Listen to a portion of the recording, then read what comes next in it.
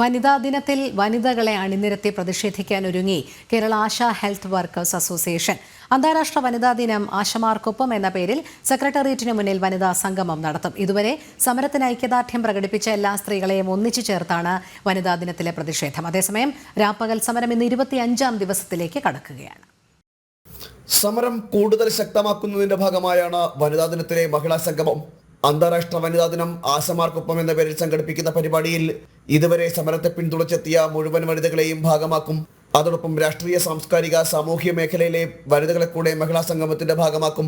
അന്താരാഷ്ട്ര വനിതാ ദിനമായ മാർച്ച് 8-ാം തീയതി രാപ്പകൽ സമരവേദിയായ സെക്രട്ടേറിയറ്റിന് മുന്നിലാകും സംഗമം. അന്താരാഷ്ട്ര വനിതാ ദിനം ആശമാരോടൊപ്പം എന്നൊരു മുദ്രാവാക്യം വെച്ചുകൊണ്ട് ഇതിനോടകം ഈ സമരപ്പന്തലിൽ ഈ സമരത്തെ പിന്തുണച്ചു വന്ന മുഴുവൻ ആളുകളെ, പ്രത്യേകിച്ച് വനിതകളെ ഞങ്ങൾ ഇവിടെ വിളിച്ചു ചേർത്തുകൊണ്ടുള്ള സംഗമം നടത്തുകയാണ്. ഇത് വനിതകൾ നടത്തുന്നൊരു സമരമുഖമാണ്. ലോകത്ത് സ്ത്രീകൾക്ക് അവരുടെ ജീവിതം മെച്ചപ്പെടുത്തുന്നതിന് വേണ്ടി നടത്തിയ ഐതിഹാസികമായ പ്രക്ഷോഭത്തിൻ്റെ ഒരു ദിവസം കൂടെ, ഓർമ്മപ്പെടുത്തൽ ദിവസം കൂടിയാണിത് അന്താരാഷ്ട്ര വനിതാ ദിനം.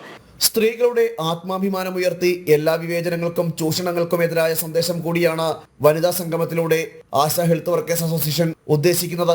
അതേസമയം സമരം ഇന്ന് 26ാം ദിവസത്തിലേക്ക് കടക്കുകയാണ്. ഓരോ ദിവസം പിന്നിടുമ്പോഴും വലിയ ജനപിന്തുണയാണ് സമരത്തിന് ലഭിക്കുന്നത്. ജനം, തിരുവനന്തപുരം.